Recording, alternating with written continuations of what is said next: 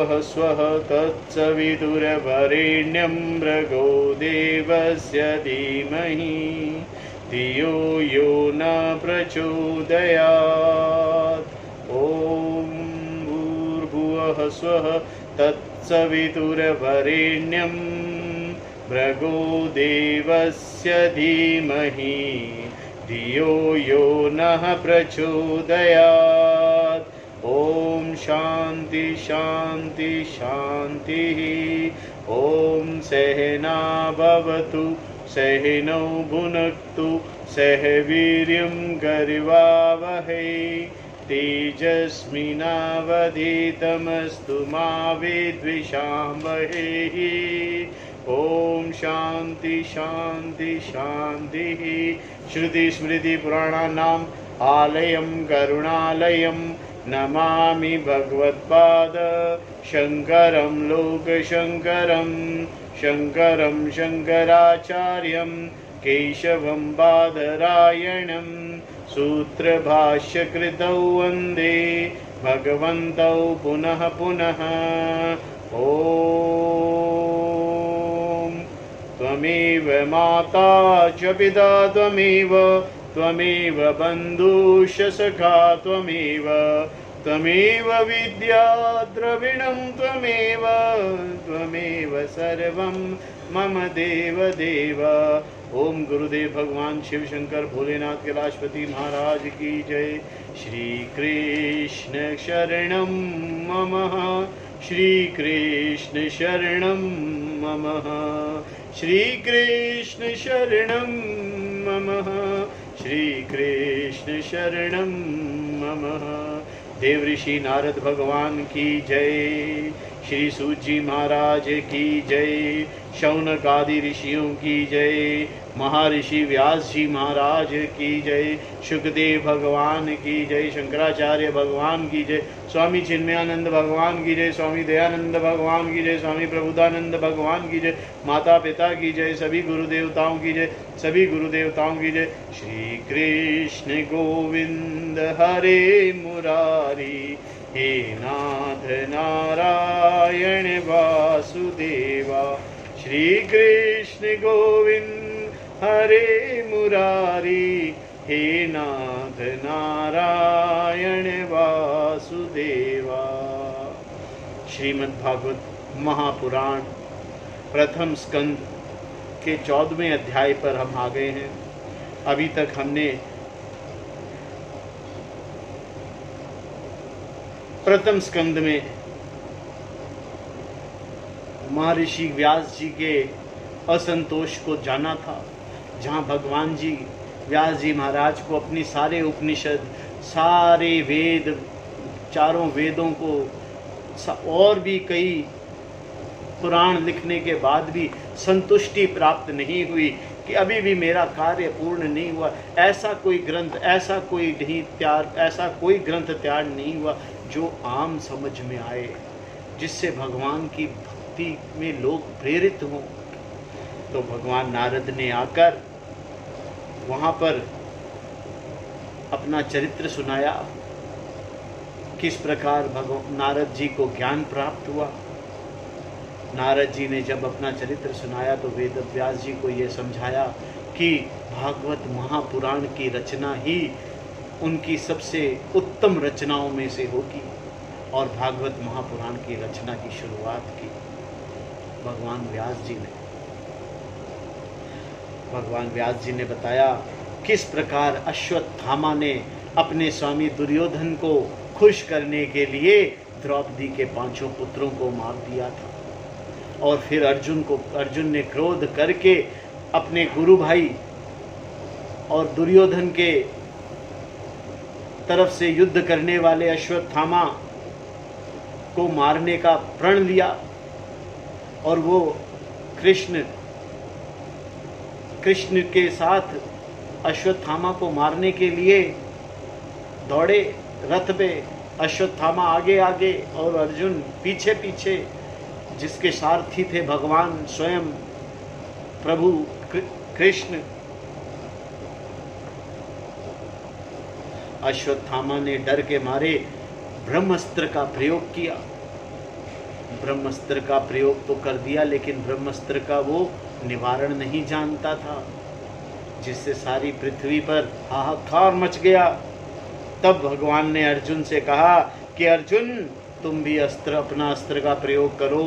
तब अर्जुन ने भगवान के कहने पर अपना ब्रह्मास्त्र चलाया और दोनों ब्रह्मास्त्रों को लौटाया। लेकिन अश्वत्थामा के अस्त्र से जो क्षति हुई वो हुई उत्तरा के गर्भ में परीक्षित की। परीक्षित को बचाने के लिए भगवान स्वयं प्रकट हुए और उत्तरा के गर्भ की रक्षा करी। उत्तरा के गर्भ की रक्षा करी तो भगवान परीक्षित का जन्म हुआ। भगवान श्री कृष्ण ये सब करा के भीष्म पितामह जो कि बाणों की शैया पे सोए हुए थे, उनको अंतिम दर्शन देने के लिए गए। वहाँ भगवान के दर्शन करके भीष्म पितामह ने उत्तरायण के समय में स्वर्ग की यात्रा की। भगवान श्री कृष्ण द्वारका पहुँचे। द्वारका में भगवान का राजोचित स्वागत हुआ। यहाँ पर परीक्षित का जन्म हुआ। विदुर जी ने धृतराष्ट्र को उपदेश दिया कि भाई बड़े भैया आप कहाँ इस उम्र में जिसके आपने जिस पुत्र को जो आपके छोटे भाई का पुत्र है जिसको आपने सारी जिंदगी तंग किया उसी के टुकड़ों पे पल रहे हो, कब तक पलोगे महाराज? अब तो ये शरीर से मोह छोड़ो। फिर धृतराष्ट्र और गांधारी वन की यात्रा की। ये हमने कल देखा था, पढ़ा था। विदुर जी ने धृतराष्ट्र और गांधारी को उपदेश दिया और वो वन की ओर चले गए। वहाँ पर धृतराष्ट्र ने अपने प्राण त्याग किए, गांधारी ने भी धृतराष्ट्र के साथ साथ अपने प्राण त्याग किए और विदुर जी आगे। इन दोनों के बाद विदुर जी ने भी खूब भगवान की सेवा करी, उनकी पूजा करी, उनके गुणगान करे और वो भी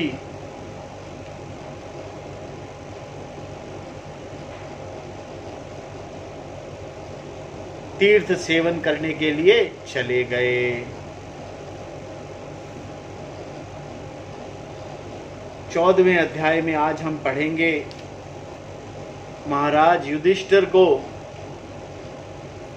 अपशकुनों का दिखना और अर्जुन का द्वारका से लौट कर आना। सूत जी कहते हैं स्वजनों से मिलने और पुण्य श्लोक भगवान श्री कृष्ण अब क्या करना चाहते हैं यह जानने के लिए अर्जुन द्वारका गए थे। कई महीने बीत जाने पर भी अर्जुन वहां से लौट कर नहीं आए।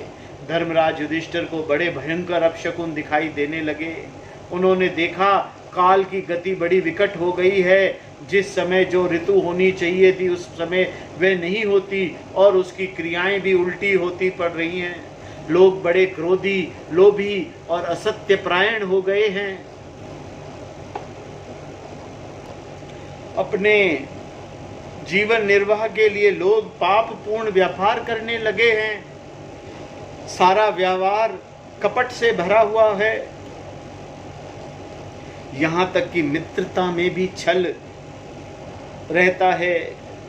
माता पिता, सगे संबंधी, भाई और पति पत्नी में भी झगड़ा टंटा रहने लगा है।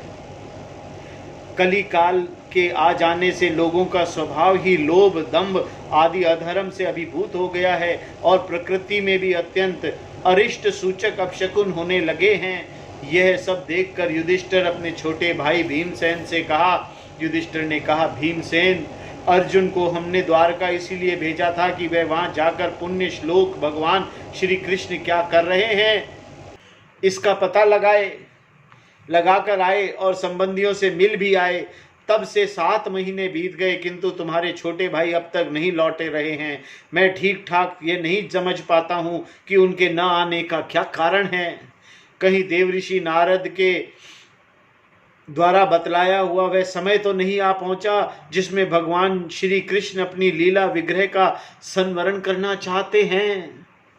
उनकी भगवान की कृपा से हम यह संपत्ति, राज्य, स्त्री, प्राण, कुल, संतान, शत्रुओं पर विजय और स्वर्ग आदि लोकों पर अधिकार प्राप्त हुआ है। भीमसेन, तुम तो मनुष्यों में व्याघ्र के समान बलवान हो। देखो तो सही, आकाश में उल्कापात आदि, पृथ्वी में भूकंप आदि और शरीर में रोग आदि कितने भयंकर अपशकुन हो रहे हैं।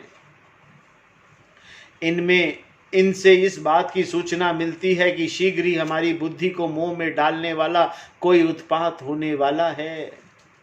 प्यारे भीमसेन, मेरी बाईं जांघ, आंख और भुजा बार बार फड़क रही है, हृदय जोर से धड़क रहा है। अवश्य ही बहुत जल्दी कोई अनिष्ट होने वाला है। देखो, यह सियारिन उदय होते हुए सूर्य की ओर मुंह करके रो रही है। अरे, उसके मुंह से तो आग भी निकल रही है। यह कुत्ता बिल्कुल निर्भय सा होकर मेरी ओर देखकर चिल्ला रहा है। भीमसेन, गो आदि अच्छे पशु मुझे अपने बाएं करके जाते हैं और गधे आदि बुरे पशु मुझे अपने दाहिने कर देते हैं। मेरे घोड़े आदि वाहन मुझे रोते हुए दिखाई देते हैं। यह मृत्यु का दूत पेड़ुकी, उल्लू और उसका प्रतिपक्ष कौआ रात को अपने कर्ण कठोर शब्दों से मेरे मन को कांपाता हुआ विश्व को सूना कर देना चाहते हैं। दिशाएं धुंधली हो गई हैं। सूर्य और चंद्रमा के चारों ओर बार बार मंडल बैठते हैं। यह पृथ्वी पहाड़ों के साथ कांप उठती है। बादल बड़े जोर जोर से गरजते हैं और जहां तहां बिजली भी गिरती रहती है। शरीर को छेदने वाली धूली वर्षा से अंधकार फैलाने वाली आंधी चलने लगती है। बादल बड़ा डरावना दृश्य उपस्थित करके हम सब और खून बरसाते हैं। देखो, सूर्य की प्रभा मंद पड़ गई है। आकाश में ग्रह परस्पर टकराया करते हैं। भूतों की घनी भीड़ में पृथ्वी और अंतरिक्ष में आग सी लगी हुई है। नदी, नद, तालाब और लोगों के मन शुद्ध हो रहे हैं। घी से आग नहीं जलती। यह भयंकर काल न जाने क्या करेगा। बछड़े दूध नहीं पीते, गौएं दूधे नहीं देती। गौशाला में गौएं आंसुएं बहा बहा कर रो रही हैं। बैल भी उदास हो रहे हैं। देवताओं की मूर्तियां रो सी रही हैं। उनमें से पसीना चूने लगता है और वे हिलती डुलती भी हैं। भाई, यह देश, गांव, शहर, बगीचे, खाने और आश्रम श्रीहीन और आनंद रहित हो गए हैं। पता नहीं ये हमारे किस दुख की सूचना दे रहे हैं। इन बड़े बड़े उत्पातों को देखकर मैं तो ऐसा समझता हूँ कि निश्चय ही यह भाग्यहीन भूमि भगवान के उन चरण कमलों से, जिनका सौंदर्य तथा जिनके ध्वजा वज्र अंकुश आदि विलक्षण चिन्ह और किसी में भी कहीं भी नहीं है, रहित हो गई है। शौनक जी, राजा युधिष्ठिर इन भयंकर उत्पातों को देखकर मन ही मन चिंतित हो रहे थे कि द्वारका से लौटकर अर्जुन आए।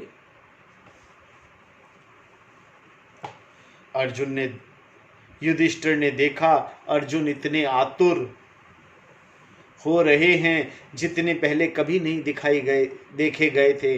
मुंह लटका हुआ है, कमल सरी के नेत्रों से आंसू बह रहे हैं और शरीर में बिल्कुल कांति नहीं है। उनके इस रूप में अपने चरणों में पड़ा देखकर युधिष्ठिर घबरा गए। देव ऋषि नारद की बातें याद करके उन्हें सहृद के सामने ही अर्जुन से पूछा। युधिष्ठिर ने कहा, भाई, द्वारकापुरी में हमारे स्वजन संबंधी सब मधु, भोज, दशार, आर, सात्वत, अंधक और वृष्णिवंशी यादव कुशल से तो हैं। हमारे माननीय नाना शूरसेन जी प्रसन्न हैं। अपने छोटे भाई सहित मामा वसुदेव जी तो कुशल पूर्वक हैं। उनकी पत्नियां हमारी मामी देवकी आदि सातों बहनें अपने पुत्र और बहुओं के साथ आनंद से तो हैं। जिनका पुत्र कंस बड़ा ही दुष्ट था, वह राजा उग्रसेन अपने छोटे भाई देवक के साथ जीवित तो है ना। हार्दिक उनके पुत्र कृतवर्मा, अक्रूर, जयंत, गद, सारण तथा शत्रुजीत आदि यादव वीर सकुशल है ना। यादवों के प्रभु बलराम जी तो आनंद से हैं ना। वृष्णि वंश के सर्वश्रेष्ठ महारथी प्रद्युम्न सुख से है ना। युद्ध में बड़ी फुर्ती दिखलाने वाले भगवान अनिरुद्ध आनंद से हैं तो। सुषेण, चारुदेशन, जामवंती, नंदन, सांब और अपने पुत्रों के सहित ऋषभ आदि भगवान श्री कृष्ण के अन्य सब पुत्र भी प्रसन्न हैं। भगवान श्री कृष्ण के सेवक ऋतदेव, उद्धव आदि और दूसरे सुनंद, नंद आदि प्रधान यदुवंशी जो भगवान श्री कृष्ण और बलराम जी के बाहुबल से सुरक्षित हैं, सबके सब कुशल से तो है ना। इसमें अत्यंत प्रेम करने वाले वे लोग कभी हमारा कुशल मंगल भी पूछते हैं। भक्त वत्सल ब्राह्मण भक्त भगवान श्री कृष्ण अपने स्वजनों के साथ द्वारका की सुधर्मा सभा में सुखपूर्वक विराजते तो हैं। युधिष्ठिर को बड़ी चिंता हो रही है। वे आदि पुरुष बलराम जी के साथ संसार के परम मंगल, परम कल्याण और उन्नति के लिए यदुवंश रूप श्री क्षीर सागर में विराजमान हैं। उनके बाहुबल से सुरक्षित द्वारकापुरी में यदुवंशी लोग सारे संसार के द्वारा सम्मानित होकर बड़े आनंद से विष्णु भगवान के पार्षद के समान विहार कर रहे हैं। सत्यभामा आदि 16,000 रानियां प्रधान रूप से उनके चरण कमल की सेवा में ही रत रहकर उनके द्वारा युद्ध में इंद्र आदि देवताओं को भी हराकर इंद्राणी के भोग्य योग्य तथा उन्हीं की अभिष्ट पारिजात आदि वस्तुओं का उपभोग करती हैं। यदुवंशी वीर कृष्ण के बाहुदंड के प्रभाव से सुरक्षित रहकर निर्भय रहते हैं और बलपूर्वक लाई हुई बड़े बड़े देवताओं के बैठने योग्य सुधर्म सभा को अपने चरणों से आक्रांत करते हैं। भाई अर्जुन, यह भी बताओ कि तुम स्वयं तो कुशल से हो ना, मुझे तुम श्रीहीन से दिख रहे हो। वहां बहुत दिनों तक रहे, कहीं तुम्हारे सम्मान में तो किसी प्रकार की कमी नहीं हुई, किसी ने तुम्हारा अपमान तो नहीं कर दिया, कहीं किसी ने दुर्भावपूर्ण अमंगल शब्द आदि के द्वारा तुम्हारा चित्त तो नहीं दुखाया, अथवा किसी आशा से तुम्हारे पास आए हुए याचकों को उनकी मांगी हुई वस्तु अथवा अपनी ओर से कुछ देने की प्रतिज्ञा करके भी तुम नहीं दे सके, ऐसा तो नहीं हुआ ना।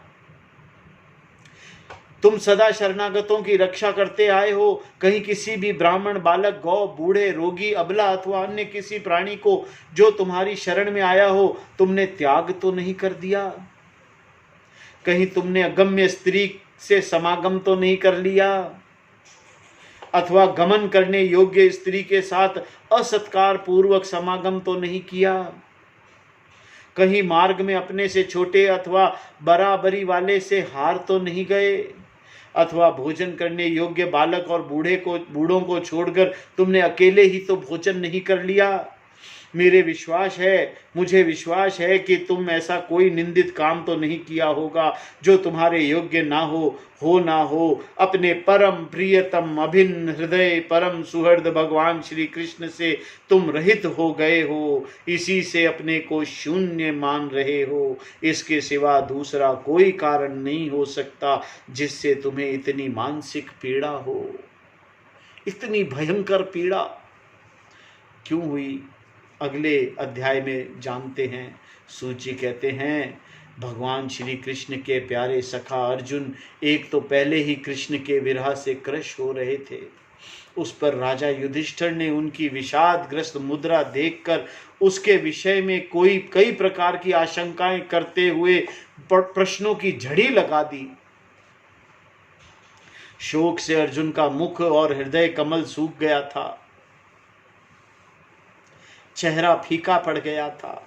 वे उन्हीं भगवान श्री कृष्ण के ध्यान में ऐसे डूब रहे थे कि बड़े भाई के प्रश्नों के कुछ उत्तर न दे सके।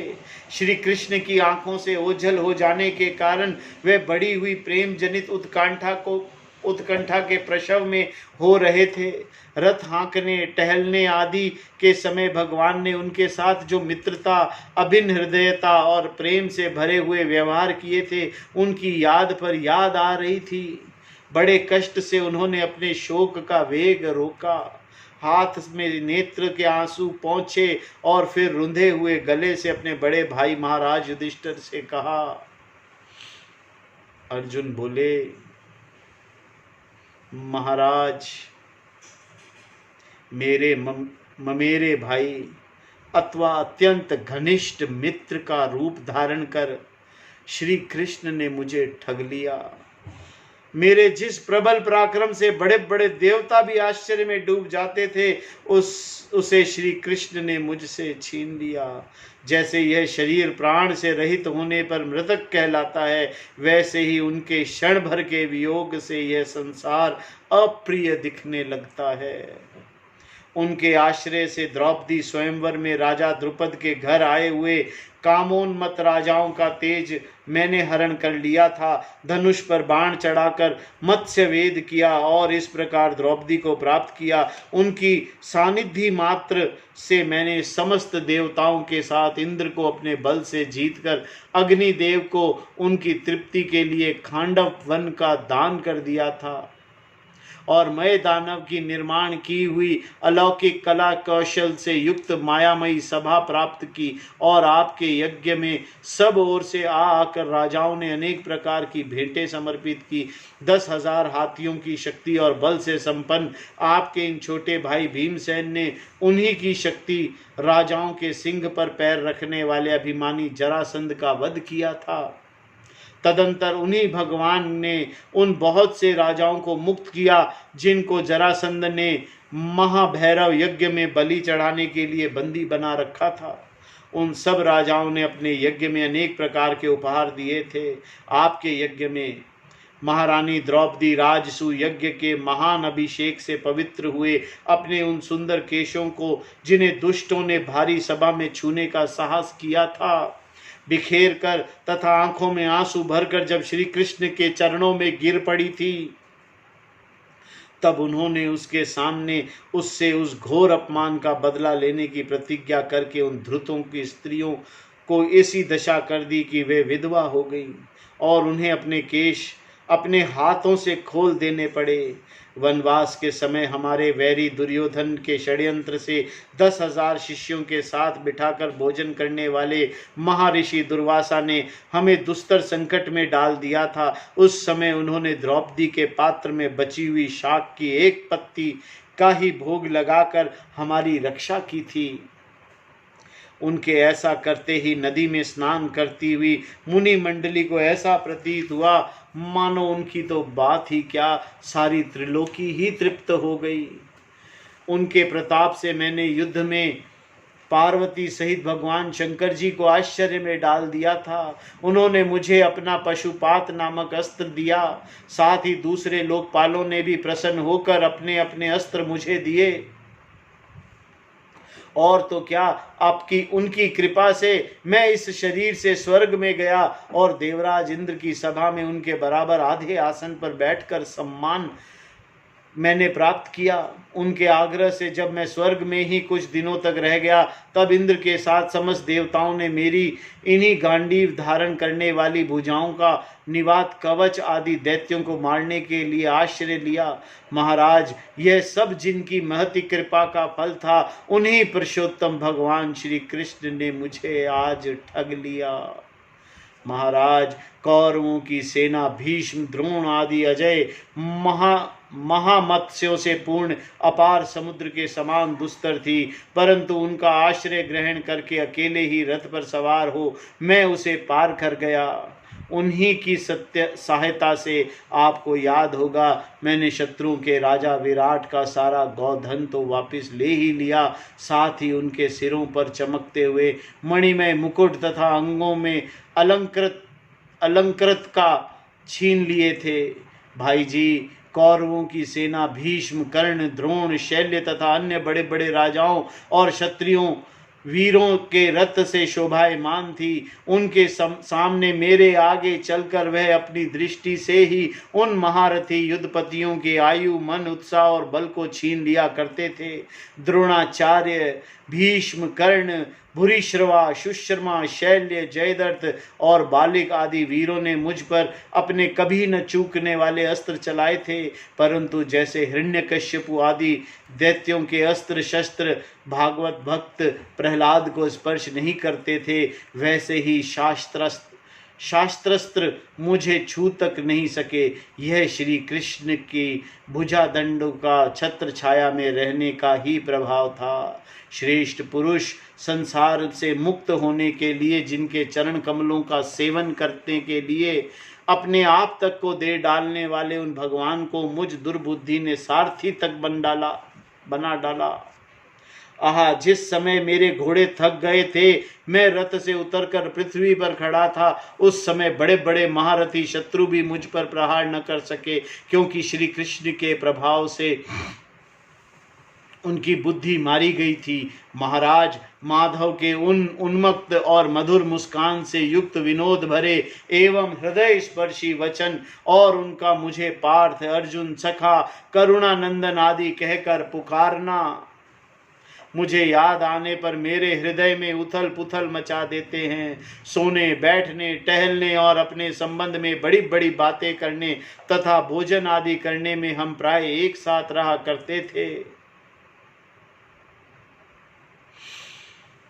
किसी किसी दिन मैं व्यंग्य से उन्हें कह बैठता था, मित्र, तुम तो बड़े सत्यवादी हो। उस समय भी वे महापुरुष अपनी महानुभावता के कारण जैसे मित्र अपने मित्र का और पिता अपने पुत्र का अपराध सह लेता है, उसी प्रकार मुझ दुर्बुद्धि के अपराधों को सह लिया करते थे। महाराज, जो मेरे सखा प्रिय मित्र नहीं मेरे हृदय ही थे, उन्हीं पुरुषोत्तम भगवान से मैं रहित हो गया हूँ।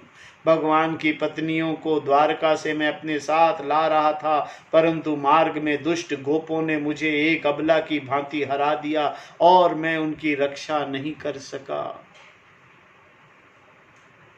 वही मेरा गांडीव धनुष है, वे ही बाण हैं, वही रथ है, वही घोड़े हैं और वही मैं रथी अर्जुन हूँ, जिसके सामने बड़े बड़े राजा लोग सिर झुकाए कर खड़े रहते थे। श्री कृष्ण के बिना यह सब एक ही क्षण में नहीं के समान सार शून्य हो गया।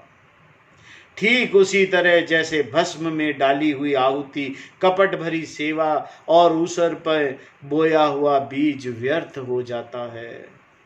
राजन, आपने द्वारका वासी अपने जिन सुहृद संबंधियों की बात पूछी है, वह ब्राह्मणों के शापवश मोहग्रस्त हो गए और वारुणी मदिरा के पान से मदोन्मत्त होकर अपरिचितों की भांति आपस में एक दूसरे से भिड़ गए।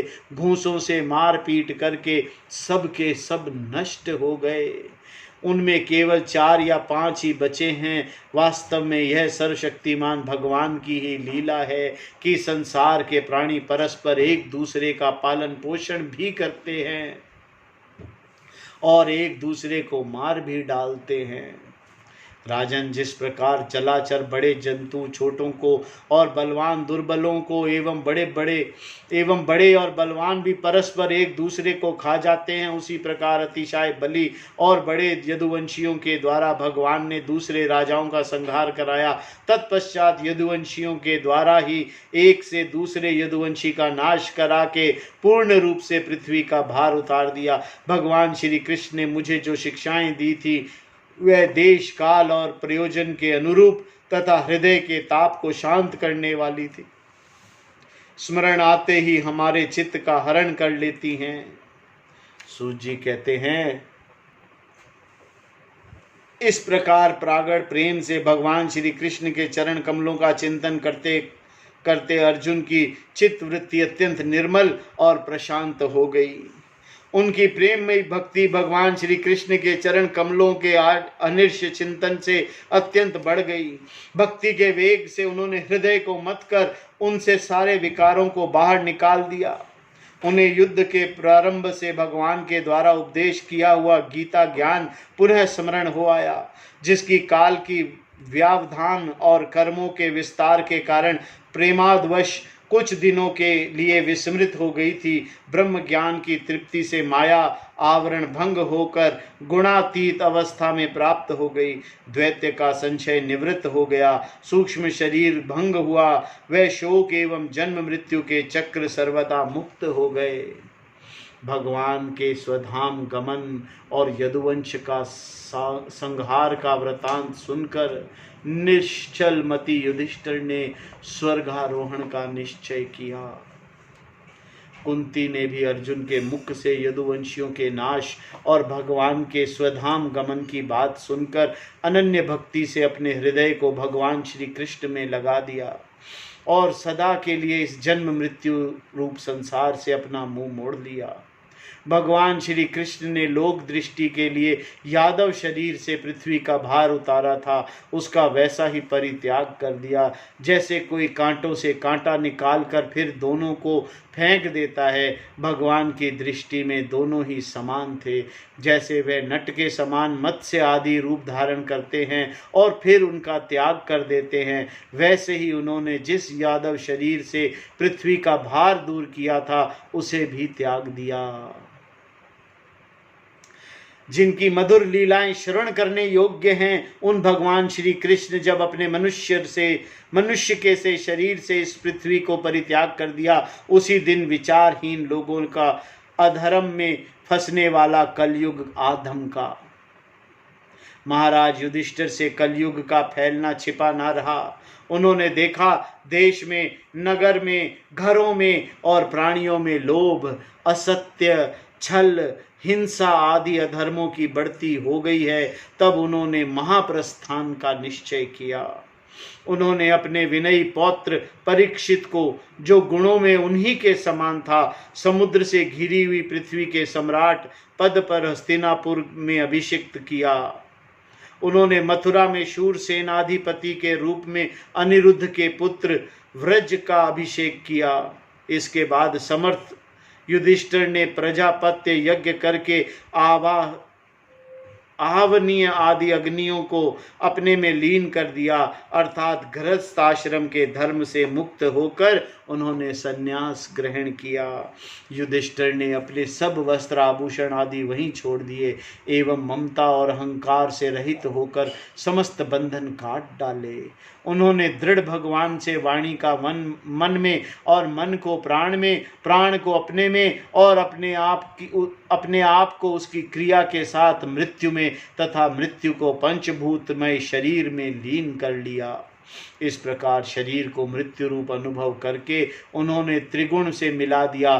त्रिगुण को मूल प्रकृति में और सर्व कारण रूपा प्रकृति को आत्मा में और आत्मा को अविनाशी ब्रह्म में विलीन कर लिया।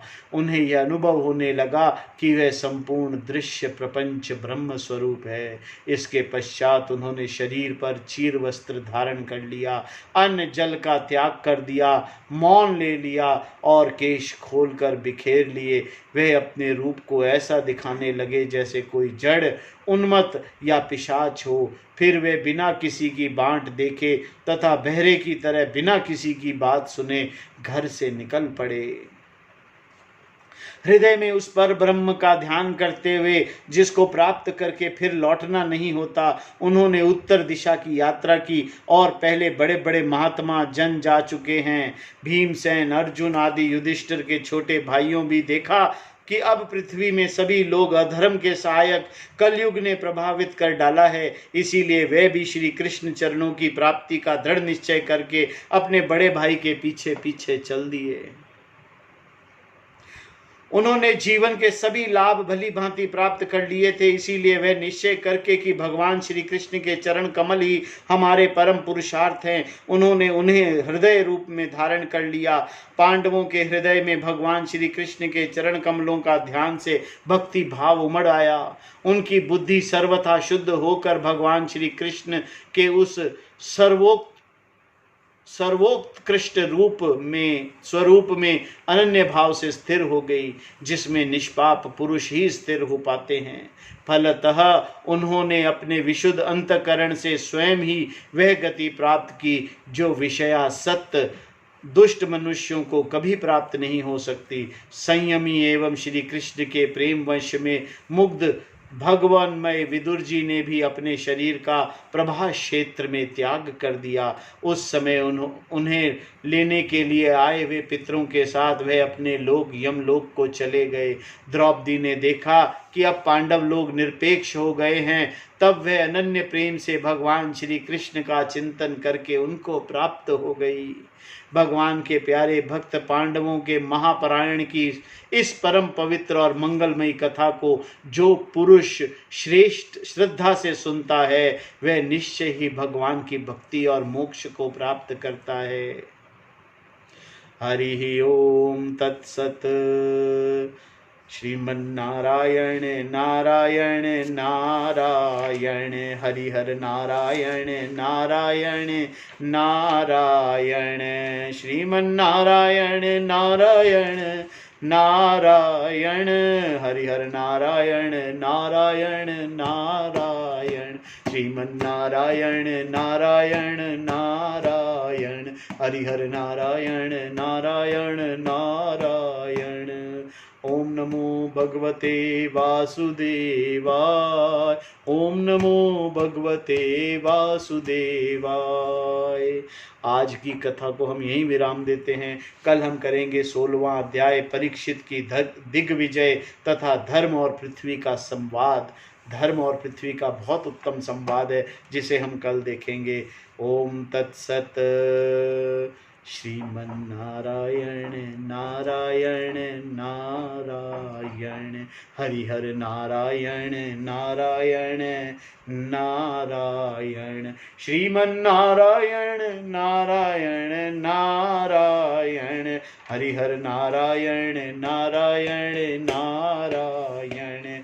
आरती अति पावन पुराण की धर्म भक्ति विज्ञान खान की। आरती अति पावन पुराण की धर्म भक्ति विज्ञान खान की। महापुराण भागवत निर्मल शुक मुख विगलित निगम कल्प पल परमानंद सुधारसमय कल लीलारति रस रस निधान की। आरती अति पावन पुराण की धर्म भक्ति विज्ञान खान की।